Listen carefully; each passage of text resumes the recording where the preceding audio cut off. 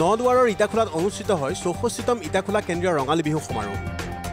নদুৱাৰৰ ইটাখোলাত বৃহস্পতিবাৰে সংগীত সূৰ্য ভূপেন হাজৰিকা সোঁৱৰণী মুকলি মঞ্চ প্ৰাংগণত দিনজোৰা কাৰ্যসূচীৰে অনুষ্ঠিত হয় ৬৪তম ইটাখোলা কেন্দ্ৰীয় ৰঙালী বিহু সমাৰোহ। বিভিন্ন জাতি জনগোষ্ঠী আৰু বিভিন্ন ধৰ্মাৱলম্বী লোকৰ অংশগ্ৰহণেৰে আয়োজিত এই ৰঙালী বিহু সমাৰোহৰ জৰিয়তে বৃহত্তৰ ইটাখোলা অঞ্চলটো সমন্বয়ৰ তীৰ্থভূমিত পৰিণত হয়। এই উপলক্ষে বিভিন্ন ধৰণৰ খেল ধেমালিৰ লগতে জিকিৰ, গোৰ্খা নৃত্য, বড়ো নৃত্য, মিচিং নৃত্য আৰু বিহুগীত নৃত্য আদি প্ৰতিযোগিতাসমূহৰ উপৰিও অনুষ্ঠিত হয় ভেকচন প্ৰতিযোগিতা। বিয়লি অনুষ্ঠিত মূল সভাত বহুকেইগৰাকী লেখক, সাহিত্যিক আৰু সাংবাদিকৰ লগতে বৰ্ষীয়ান সমাজকৰ্মীক ফুলাম গামোচা জাপিৰে সম্বৰ্ধনা জ্ঞাপন কৰি মানপত্ৰ প্ৰদান কৰা হয়। ইয়াৰ পিছতে আয়োজিত বঁটা বিতৰণী অনুষ্ঠানত বিভিন্ন প্ৰতিযোগিতাৰ স্থানপ্ৰাপ্তসকলৰ মাজত উদযাপন সমিতিৰ তৰফৰ পৰা আকৰ্ষণীয় বঁটাসমূহ বিতৰণ কৰা হয়।